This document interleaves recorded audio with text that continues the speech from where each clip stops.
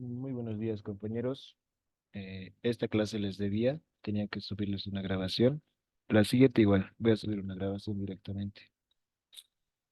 Bueno, esta clase teníamos que resolver unos ejercicios de tribología. Eran unos dos que nos faltaban, ¿ya? Estos son del PDF que les mandó el INGE. El INGE saca su material de internet y entonces directamente desde acá. Es esto.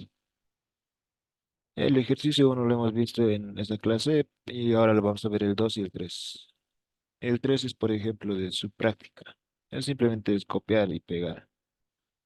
Y también ha aparecido en un examen y muy probablemente, bueno, no sé qué tan probable, pero puede que aparezca de la misma manera. Vamos a ver entonces el ejercicio 2. Se requiere verificar el espesor de la película de lubricante en el contacto entre una leva de disco y un rodillo cilíndrico de traslación con las siguientes condiciones geométricas de operación. ¿Qué es lo que me da acá? Acá me da un sistema de un rodillo y una leva de datos. Me da lo que es el radio de la base del rodillo, no, del círculo, de la leva en ese instante, el radio del rodillo del seguidor, el ancho efectivo, la velocidad de rotación, el tipo de lubricante, la temperatura de operación, el material y las rugosidades. Todo esto me sirve para determinar el espesor de película lubricante. ¿Está bien? Y es un procedimiento similar. El diseñador determina que existe una posible condición crítica en ese punto del segmento. El diseñador estima que las condiciones que se muestran en ese punto son las que se muestran en el esquema 9.2. La carga de contacto es de 50 newtons. ¿Qué tenemos acá? Tenemos un rodillo, luego tenemos una leva. El rodillo está girando en esta dirección. No tengo. Aquí está. El rodillo está girando en esta dirección y la leva también está girando en esta dirección. Acá del grafiquito me dice que la velocidad de contacto es en dirección contraria, ya, hacia acá, de 0.7. Luego, la velocidad superficial del rodillo es de 1.56. Esos datos importantes. Luego, otros datos importantes tal vez sería el radio de del rodillo y el radio de la leva. Más que todo con eso se resuelve. Un primer procedimiento o un primer paso es calcular el radio medio efectivo, ¿ya? Y esto está dado bajo la siguiente fórmula. Estamos estudiando dos superficies en contacto. Este tiene un radio 1 de 0.008 y este de 0.0042. Ya. Entonces se reemplaza el primer radio y el segundo radio. De acá se despeja R y se obtiene este radio efectivo. Y ahora aquí, estos valores pueden ser positivos o negativos. Eso va a depender del tipo de la disposición de los elementos. Como en este caso ambos están girando externamente, entonces van a ser positivos. El otro caso es cuando un elemento está girando dentro del otro. En este caso ya uno de los radios va a ser negativo. Y eso lo vamos a ver más adelante. Ya se tiene esto. Luego, de acá, se tiene, ¿no? Por fórmula, velocidad, una velocidad de contacto, no, de deslizamiento. Esto es igual a la velocidad superficial del cuerpo uno menos la velocidad superficial del cuerpo 2. Con este caso el deslizamiento es insignificante, entonces esta velocidad es directamente igual a cero. Y de acá se puede obtener que la velocidad superficial de ambos cuerpos va a ser la misma. Y eso lo da de dato. Acá arriba, en el grafiquito me dice que es de 1.56. ¿Ya? Y eso es. Es por si acaso la velocidad de las superficies, es decir, la velocidad tangencial en este punto. Para los cálculos se necesita otra velocidad, que es la velocidad de arrastre. Y eso igual está dado por fórmula, acá en el mismo PDF. Un rato. Ya, esa es la velocidad de arrastre, la de acá. Ya. Esta velocidad de arrastre es igual a la velocidad tangencial o superficial menos la velocidad de contacto. Ya. Es una formulita esto. Ahora, aquí vamos a tomar en cuenta el gráfico. Por ejemplo, acá les había mencionado que esto gira en esta dirección. Por lo tanto, su velocidad superficial en ese instante va a ser en esta dirección. Lo mismo, de la leva gira en esta dirección y su velocidad superficial va a tener el mismo sentido. Pero de acá la velocidad de contacto está yendo en dirección contraria. Por lo tanto, uno es positivo, el otro es negativo. ¿ya? Y eso lo reemplaza acá. Por eso es que aquí lo toma que la velocidad de contacto es de menos 0,7, porque está yendo en contra. Y ahí de ahí estas dos se suman directamente. Entonces la velocidad de arrastre va a ser esto, 1,56 menos con menos te da más, y va a ser 2,90 2,26. Ya, eso es uno. Luego, el siguiente paso es calcular la carga por unidad de ancho. Este es W sobre S. Esto va a depender de la carga y del ancho al que esté sometido. Por ejemplo, acá en el enunciado me dice que tenemos un ancho efectivo de la leva y el seguidor de 0,011 y la carga está sometida a unos 50 newtons. Entonces, es la carga sobre ese ancho. Ya, eso. Luego se tiene el módulo efectivo. Esto igual está dado por fórmula. Y estos dos valores dependen de qué cosa? Dependen directamente del material, de los elementos en contacto. Por ejemplo, aquí este tiene el material de la leva es de yeso fundido frío y el material del seguidor es de acero de rodamiento. Uno es yeso y el otro es acero. Me dice que los valores son de 4,5 por 10 a la menos 12 y 5,5 por 10 a la menos 12. ¿De dónde lo obtiene eso? De aquí. Recuerden, 4,5 y 5,5. De acá. Acá se tienen valores del módulo efectivo. Ya, en este acápite más que todo. Bueno, en esta columna. De acá se tienen esos valores. Uno era yeso. Esta, estas filas de acá corresponden al yeso. Creo que lo ha tomado el de 5,5. Y el otro era de acero. Esto corresponde a acero. Y no hay un 4,5, pero sí se tienen valores próximos, ¿no?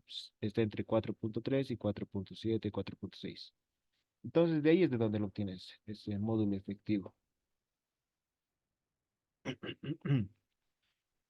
Ya, 4,5 y 5,5. Ya, luego se reemplaza. Esto va a ser 4,5, esto 5,5 por 10 a la menos 12 y se obtiene el módulo efectivo promedio, por así decirlo. Ya, luego, una vez que se obtiene eso, ya se pasa al cálculo, igual, mediante tablas de la viscosidad dinámica del lubricante. Viscosidad dinámica que está dado por N sub 0 y esto es de 0,094. ¿De dónde lo obtienes? Igual, eh, de esta tablita, una tablita más sencilla. De acá lo obtiene. Ya de acá saca dos valores importantes. Saca lo que es la viscosidad dinámica y el exponente de presión alfa. Ya, ¿y acá de qué va a depender? Va a depender del tipo de aceite que estemos analizando, que se esté utilizando. En este caso me dice que es un lubricante ISO VG 320. Entonces vamos a la tablita y acá está. Acá se tiene que interpolar estos datos. Entre 150 y 460 va a haber un valor para 320. Ya, y recuerden, decía una temperatura de funcionamiento de 60 grados. ¿Lo ve? Y si se dan cuenta, el valor de 0,094 está por aquí. ¿Lo ve? Yo he interpolado y me ha dado 0,096. Pero son bastante cercanos. Ya de ahí es donde se obtiene eso, la viscosidad dinámica, así como también el exponente de presión. Para aquí, para un valor de 320, va a haber un valor acá. Va a estar rondando los 24 o los 26. Eso ya no lo he calculado, pero está por ahí. Igual, para una temperatura de 60 grados. Ya de ahí es donde se obtiene la viscosidad dinámica, 0,094. Por si acaso, aquí está, las unidades están por 10 a la menos 3. Aquí ven 50,5, pero por 10 a la menos 3 sería 0,050, no, sí, 0,055. Un detalle. Luego el exponente de presión, ¿no ve? Como les había dicho. Se interpola e igual se obtiene un valor para unos 60 grados. Ya una vez que se calcula todo eso, ya se puede simplemente reemplazar. ¿En dónde? Esta ecuación ya está dada, ya, por si acaso. Depende del exponente de presión, la carga por ancho, por unidad de ancho, la viscosidad dinámica, la velocidad de arrastre y el radio medio efectivo. Todos los valores los reemplazan. Ya todo en sistema internacional. Metro por Newton. Esto está por, sí, esto en metro, metro cuadrado sobre Newton. Esto está en Newton sobre metro.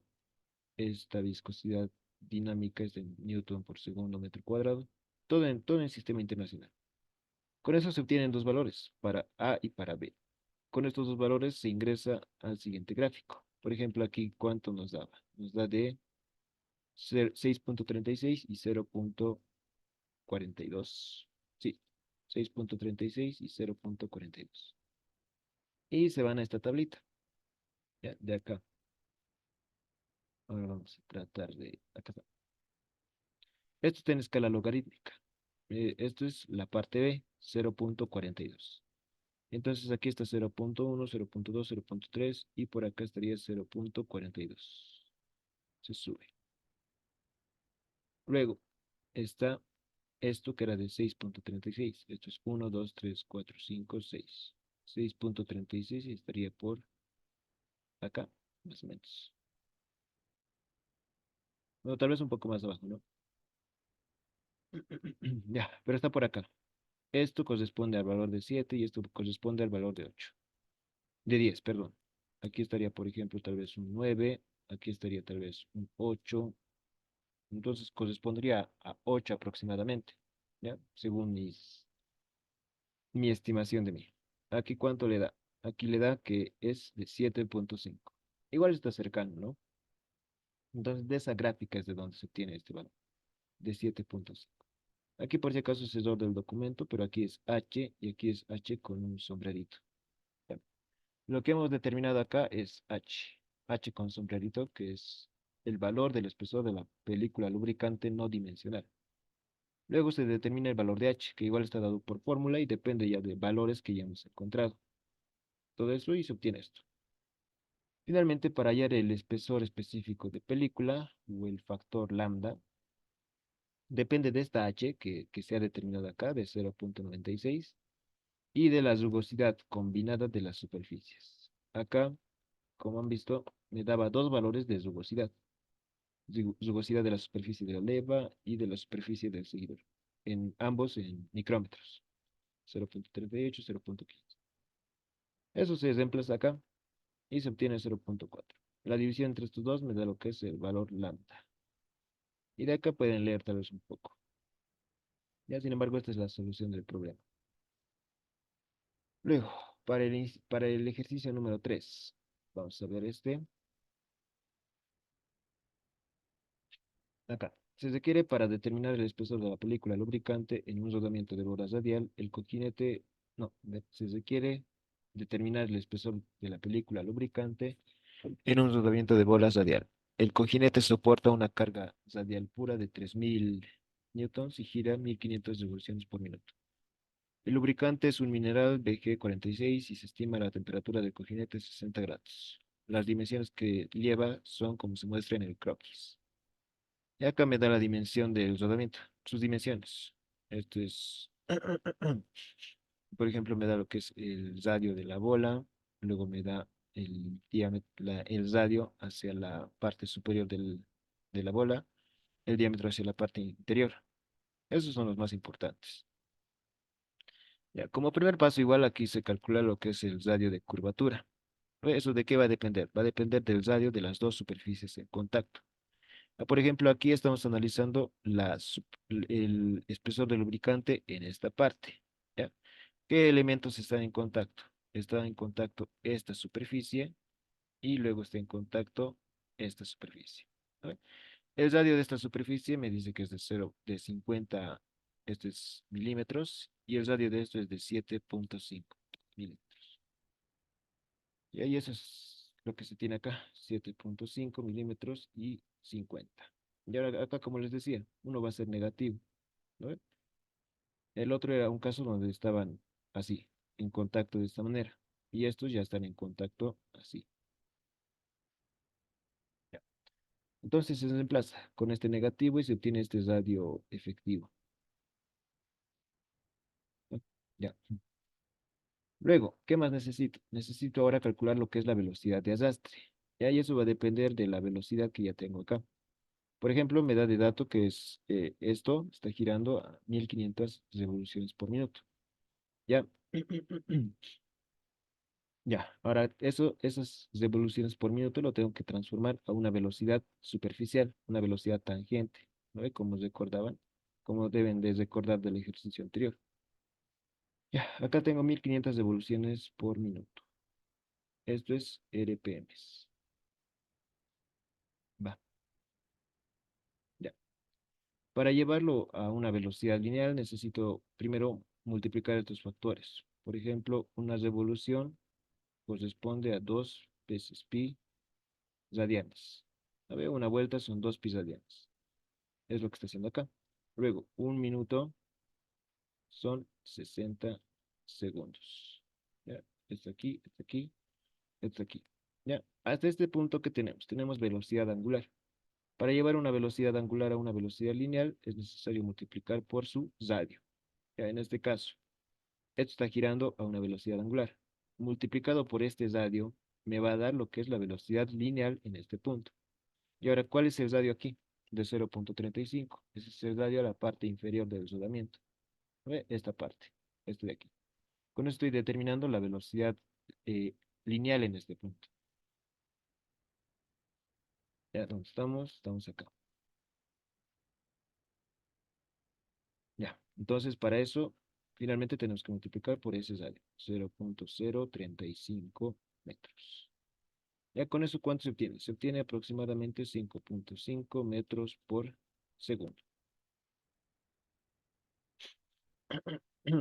Ya. Luego, ya tengo la velocidad lineal en ese punto. Lo que yo quiero ahora es calcular la velocidad en este punto. ¿Ya? Y ahora eso, ¿cómo lo vamos a poder determinar o calcular? Para eso se deben de recordar de centros, bueno, de centros instantáneos de rotación es un tema que se toca en mecánica técnica.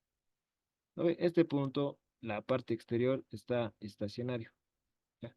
Esto está yendo a una determinada velocidad y esto está yendo a otra velocidad. Ya, medido a partir de acá, la velocidad angular va a ser igual, de acá por si acaso, la velocidad angular va a ser igual a la velocidad lineal en este punto que he determinado. Eso es de 5,5 dividido entre el radio. Bueno, la distancia desde este punto hasta este punto. ¿Eso cuánto sería?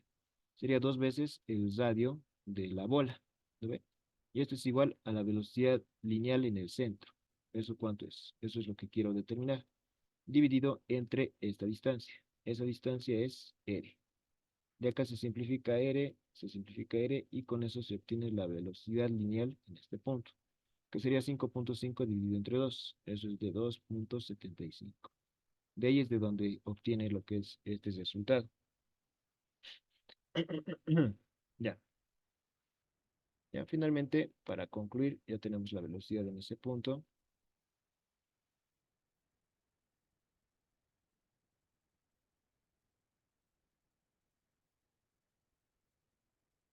Ya. Y esa velocidad lineal lo divide entre ¿cuál? Entre la velocidad, el- aquí dice, el radio de paso del conjunto bola-jaula. ¿Esto de dónde lo obtiene? Lo obtiene del... Es un radio medio, deben de recordar.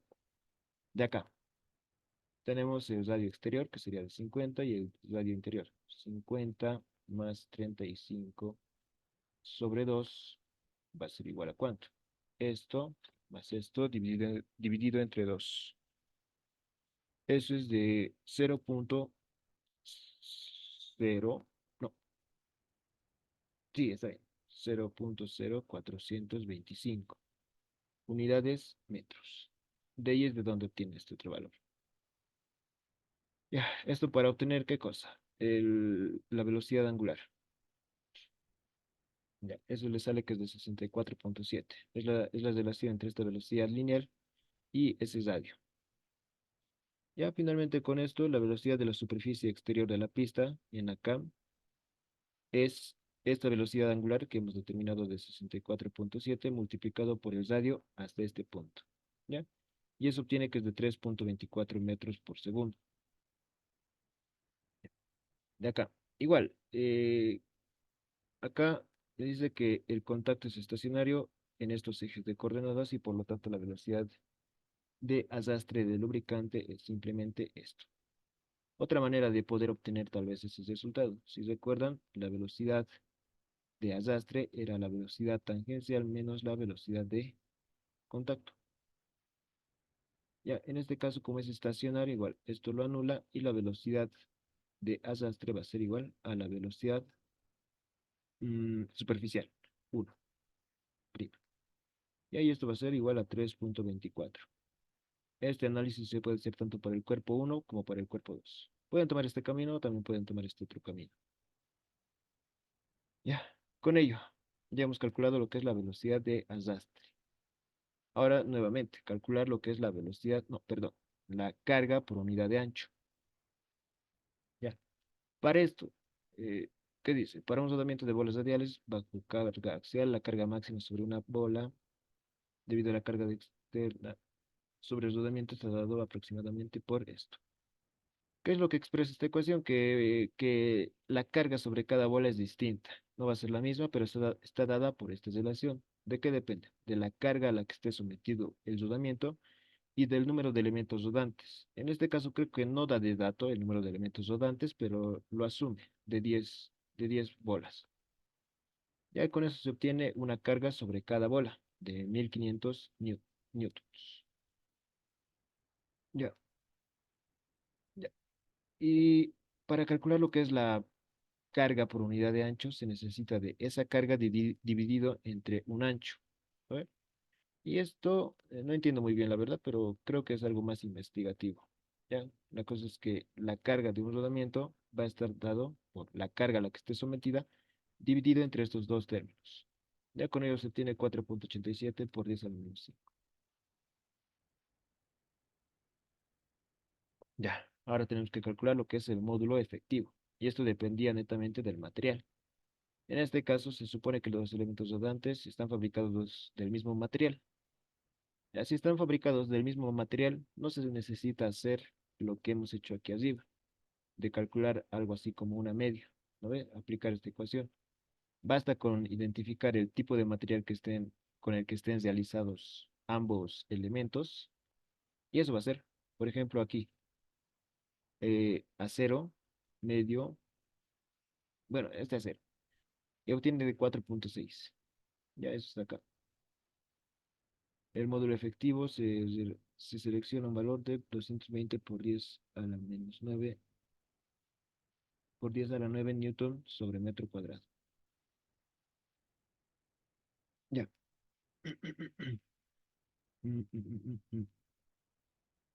Ya. Ahora, para lo que es el cálculo del coeficiente de viscosidad dinámica, es lo mismo.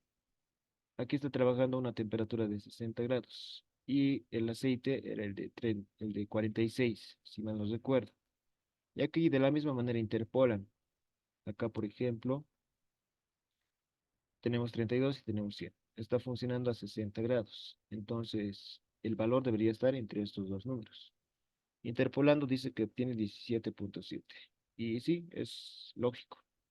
Luego, para el exponente de presión, igual, tiene que estar entre estos dos valores. Pero acá lo asumen de 20,5. Esos dos. Y luego, un resumen de todo lo que se ha calculado. E igual, se reemplaza para el valor de A y para el valor de B. Ya se reemplaza, se obtienen dos valores y con esos vuelven a ir a la gráfica. Ya, por ejemplo, tenemos el valor de A de 3306 y el valor de B de 46,2. Acá, esto es de B, era de 46,2. Aquí es 10, 20, 30, 40, 46 y el valor de A de 3300. Esto era 1, 100, no, sí, 10, 100, 1000, 2000, 3000. Y acá estaría. El valor de la película, 70, 100, 150, 200, 300, aquí es 500. No, sí. Entonces está por los 360, según esto. ¿Ya? Este valor que han encontrado es este H con sombrerito que les dije. Y ahora, ¿qué es lo que tienen que determinar? El espesor real de la película. Reemplazando, les da 0,373 micrómetros. Finalmente, calculan el valor de lambda, la relación lambda. Y esto está dado por esta H que encuentran acá, de 0,373 y de la rugosidad. Y ahí esto lo obtienes de una tabla. De acá lo obtienes de 0.18. De acá lo obtienes de 0.18. Con ello obtienen ese resultado. Ya, muy bien. Ahora vamos a pasar a lo que es el TPM. Ya, este tema era para el segundo parcial, creo, pero lo ha llevado al último. Lo ha dado como último tema. Ya, igual esta parte es más teórica, más que nada. Ya, a ver, ¿qué es primero el TPM? TPM es un sistema de mejora continua, basado en el concepto de origen japonés y eso. Se basa en la idea de que todos los empleados deben participar en el mantenimiento de su entorno de trabajo. En resumen, cuando una empresa adquiere más equipos, necesita más personal de mantenimiento, más encargados de mantenimiento. Y eso es tal vez más costoso para las empresas. Entonces, ¿qué prefiere hacer la empresa? Capacitar a sus empleados u operadores para que ellos mismos puedan mantener la parte básica del mantenimiento. Y es ahí donde nace el TPM, para ahorrar costos y para que las máquinas se mantengan en funcionamiento y de manera adecuada más tiempo. Luego también tiene sus objetivos: evitar el despilfarro en un entorno económico. Esto más que todo se refiere a una limpieza, una organización, reducir el costo, producir bienes sin reducir la calidad del producto. Mm, mm, mm, mm. Eso, más que todo esos objetivos. Tal vez pueden investigar más. Luego, entre sus metodologías, es la más conocida, bueno, una de las más utilizadas es las 5 S, que se refiere a clasificar, ordenar, limpiar, estandarizar y disciplinar. Esto igual, pueden encontrar en Internet mucha información y cada uno lo habla a su manera. Por ejemplo, clasificar implica revisar todas las herramientas, mobiliario, materiales, equipos y que estos estén colocados en un determinado lugar. Por ejemplo, en industrial, en la planta de oxígeno, había un tablerito así, donde había para cada herramienta estaba dibujado un molde, por así decirlo. ¿No? Tiene sus tableritos y aquí estaba, por ejemplo, la forma del alicate, aquí estaba la forma de las llaves, ¿no? Para cada elemento estaba clasificado su lugar correspondiente. Se refiere a algo así. Luego, ordenar. En esta fase, los grupos de trabajo pueden idear sus propias estrategias para clasificar objetivos estantes. Limpiar. Esta parte se refiere a la limpieza, de que cada lugar debe estar correctamente limpiado, fregado, de la manera más limpia posible. Luego, estandarizar. Esto se conoce como estandarizar, también sistematizar. Ya es básicamente hacer hábito lo que estamos haciendo. Luego, disciplinar es el proceso de mantener las 5 S funcionando sin problemas. Ya, más que todo eso. Luego tenemos lo que son los pilares del TPM. Esto igual se lo pueden memorizar para el examen, ¿no? Luego, a ver, ¿a qué se refiere esto? Se refiere a 8 pilares. Mejora focalizada. Busca identificar constantemente áreas de mejora, implementar cambios y mejoras de forma gradual para implementar procesos, reducir pérdidas y aumentar eficacia. Luego, el mantenimiento autónomo. Aquí está lo que les decía, ¿no? Este pilar busca que los operadores y el personal que trabajan directamente con la maquinaria asuman la responsabilidad de su supervisión con la intención de que realicen pequeñas tareas de inspección. ¿Ya? Estas tareas obviamente tienen que ser fáciles. Lo más difícil se lo deja ya a lo que son los encargados de mantenimiento. Mantenimiento planificado. Aquí se programan inspecciones y actividades de mantenimiento periódicas para detectar posibles problemas antes que sea tarde. ¿Ya? Esto tal vez se refiere o se parece un poco, ¿no?, al mantenimiento predictivo. Realizar inspecciones para detectar posibles problemas. Luego, mantenimiento de calidad. Esta cápita se refiere a que debes de mantener la máquina no para un rato, sino para un largo tiempo.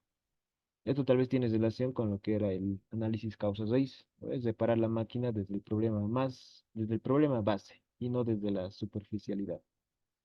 Luego, prevención y mantenimiento. Analiza las máquinas que puedan limpiarse para mejorar la producción. Ya, este capítulo se refiere a mejorar las máquinas que se tienen. Ya más que todo eso. Aquí dice diseñando procesos productivos en caso de que sea necesario. TPM administrativo trata de llevar los pilares anteriores aplicados a la producción, a las operaciones de oficina y cualquier actividad que tenga efecto sobre la producción. Ya esto es más un ámbito administrativo, no tanto en la planta de mantenimiento. Formación y educación. Ya, busca formar a los empleados en el uso adecuado de los equipos con la intención de desarrollar sus habilidades. Para esto sabe haber matrices donde cuando, cuando empiezas a hacer una actividad o implementas una nueva operación, por así decirlo, tienes que tus trabajadores tienen una habilidad y una competencia. Dentro de un mes vuelves a hacer el formulario y ya ahí catalogas cuánto han aumentado en habilidades y cuánto han aumentado en competencias. Así para los siguientes meses. Más que todo eso se enfoca este acápite. Luego, seguridad, salud y medio ambiente. Incorpora la seguridad en el lugar de trabajo como un pilar fundamental. Esto igual tiene otra tablita o otra acápite. Lo voy a buscar. Ya está.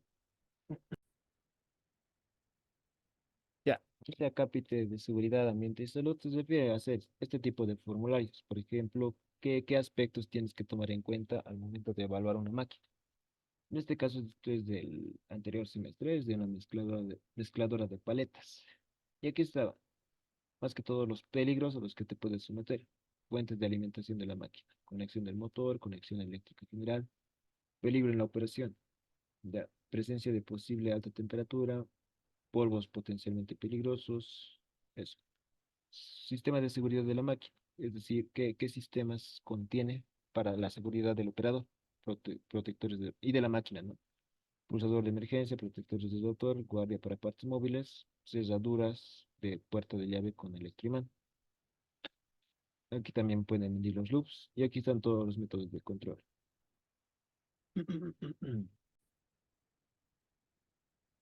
Ya. Y para todos los puntos hay varios formularios. El Inge ha pasado en el anterior semestre y de eso era el proyecto también. Pero que les muestre ahorita tal vez va a ser un poco moroso y tal vez no les va a servir, ¿no? Para su examen.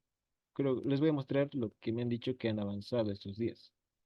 Más que todo eso. Luego lo demás no creo que meta al examen. Esto tal vez como parte teórica. Otro punto importante son las tarjetas de anomalías. Ya, hay tres tarjetas, pero las que más se utilizan son la tarjeta roja y la tarjeta azul. Ya, la tarjeta azul identifica anomalías que deben ser solucionadas por el área de producción. Se refiere a defectos menores. Es decir, estos son problemas que puede solucionarlo el operador. Ya, basta con un procedimiento y ya se puede resolver. No se necesita de experiencia alta. Por ejemplo, falta de un tornillo, derrames de lubricante, apriete de un perno, limpieza de un filtro. ¿No? Son tareas sencillas que con práctica ya se solidifican. Luego se tiene la tarjeta roja, donde esta sí ya tiene que estar a cargo por el área de mantenimiento y estas ya son tareas que sí requieren de un cierto conocimiento técnico. Acá, por ejemplo, rotura de una correa, vibración extrema de una máquina, sobrecalentamientos. Luego la tarjeta verde son problemas que se refieren a la seguridad de personas o al medio ambiente. Emisión de humos, puntos débiles de una estructura. Esto está asociado a la seguridad y el riesgo del operador. Acá tienen un formato, por ejemplo. Acá que tienen el número de la tarjeta, en qué unidad está, en qué sector, qué equipo, referencia, qué anomalía se detecta. Luego, el loop. El loop es, en resumen, una lección de un punto. Ya, este loop es como un procedimiento, ya, pero bueno, básicamente sí es un procedimiento. Y se refiere a esos problemas que usualmente no están en los catálogos, pero sí se sabe cómo resolverlos. Por ejemplo, imagine que hay una persona que ya está bastante tiempo en una empresa trabajando como técnico. Y digamos que solo él sabe reparar una máquina. Ya, no hay un catálogo que te diga cómo se repara ese problema, pero él sí sabe. ¿Qué pasa si esa persona se va? Entonces ya nadie va a saber cómo reparar la máquina, ¿no? Entonces para eso puede estar un loop, que es un procedimiento para para para arreglar una máquina o para un problema en específico. Acá igual tienen otro formato de elección de un punto. ¿Quién lo elabora? ¿Quién lo revisa? ¿A qué está asociado? Igual más adelante les voy a mostrar otro formato. Ya este es un formato de las tarjetas de anormalidades que nos pasó el Inge el anterior semestre. Acá, por ejemplo, está el número de tarjeta, acá está la prioridad de la anormalidad. En este caso es una tarjeta azul, es decir, es un problema leve. Ya, acá está para un mezclador de paletas y para un motor eléctrico.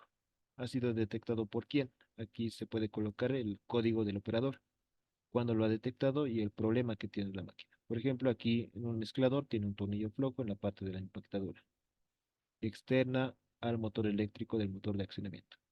Ya, en acá, un motor eléctrico. El motor presenta una holgura en la base de acoplamiento de su base. Existe suciedad alrededor de esto. Son problemas sencillos si se dan cuenta, ¿no ve? Luego, para una tarjeta roja, lo mismo, pero en este caso ya son problemas más serios. Fugas de polvo de los sellos del picador en el empaquetador. Fugas de polvo de los sellos del cojinete. ¿No ve? Ya para esto se necesita desarmar la máquina posiblemente. El mezclador se detiene durante un ciclo de mezclado a medio funcionamiento. Fugas de producto del sorteo de la muestra. Esto está para una mezcladora de paletas. En su práctica, ustedes lo tienen que hacer para un motor eléctrico. Basta que hagan un hito. No, no tienen que hacer cuatro. Basta que hagan un hito de esto y un hito de esto. Luego, acá están las 5 S. ¿Cómo se pueden clasificar? Por ejemplo, ustedes pueden ir a una empresa.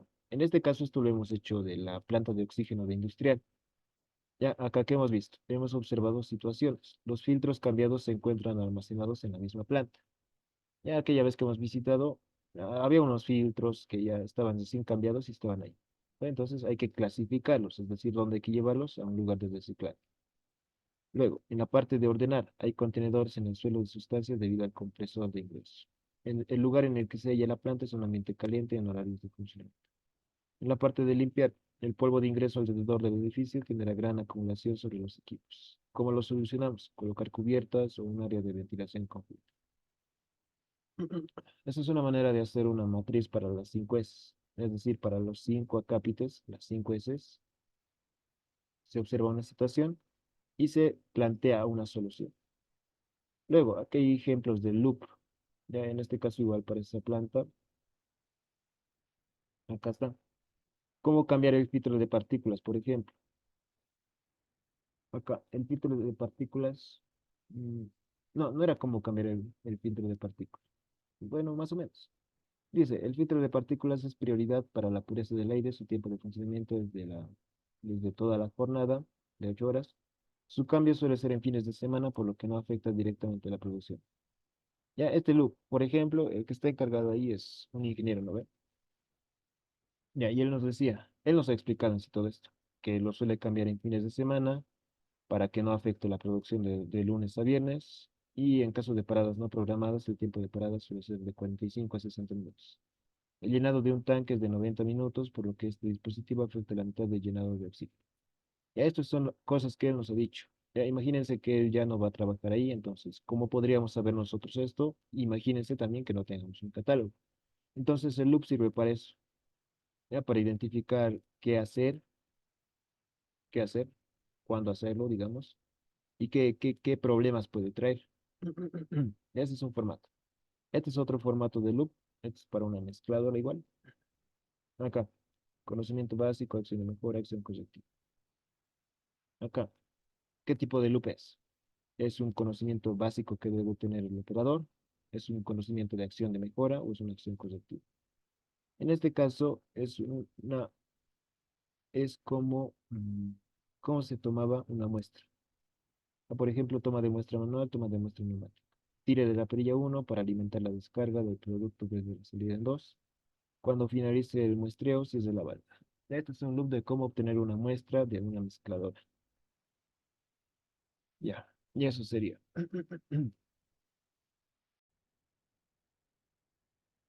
Ya, para finalizar, ¿no?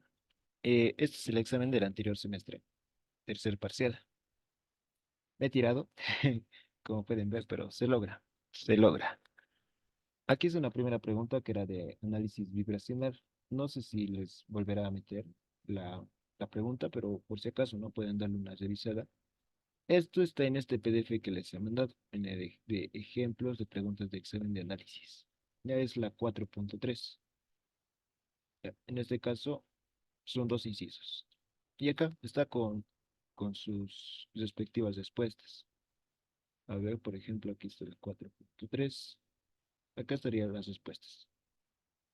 Eso lo pueden leer. Luego, está esta otra pregunta. que es la pregunta que hemos visto acá, de ejercicios de tribología. A ver si una recomendación para esto. El Inge no les deja meter ni tablas ni nada, solo su hoja de examen. A ver, y ustedes dirán, entonces, ¿cómo podemos resolver esto si necesitamos esto y necesitamos esto? Y hasta ahora igual yo me pregunto. Entonces, lo que pueden hacer y lo que un compañero ha hecho esto el anterior semestre era básicamente aprenderse el ejercicio de memoria. Ya se aprendí todo de memoria y con eso ha entrado al examen y él creo que se ha sacado 60. Entonces, eso pueden hacer para este problema y para el otro. Posiblemente. ¿Ya? Luego, esta es la parte teórica. Ya acá, por ejemplo, uno, pérdida de material entre dos superficies que se encuentran en movimientos relativos que se manifiesta por su funcionamiento estático. Acá era un examen de preguntas, mm, ¿cómo les digo? Selección múltiple, ¿no ve? Acá, por ejemplo, las respuestas de desgaste. Todo lo que esté con 6 está bien. Lo que esté con 3 faltaba algo y lo que esté con X está mal. Acá, por ejemplo, no sé, siento que esto está bien. Ya, pero en todo caso podría ser las siguientes respuestas, la película llena. Luego, ven acá, selecciona los objetivos de la tribología. Reduce la fricción, desgaste para conservar la energía.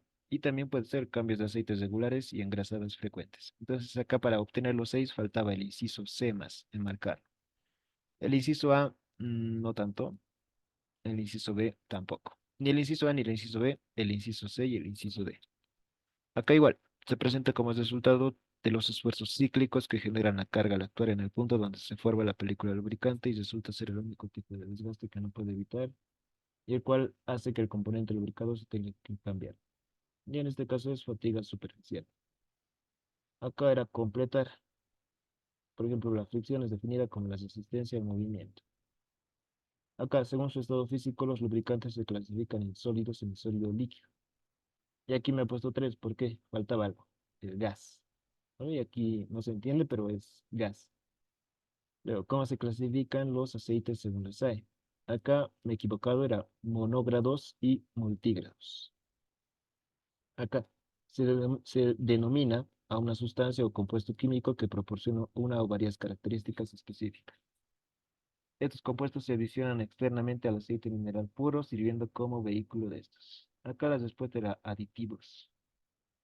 Y acá estaba bien, según la imagen, decir a qué tipo de película lubricante corresponde. Una película llena. Ya, y esas eran las respuestas a este examen. Luego creo que todo está ya. Cualquier pregunta me escriben por WhatsApp nomás. Y cualquier otro comunicado se los voy a dar por el grupo.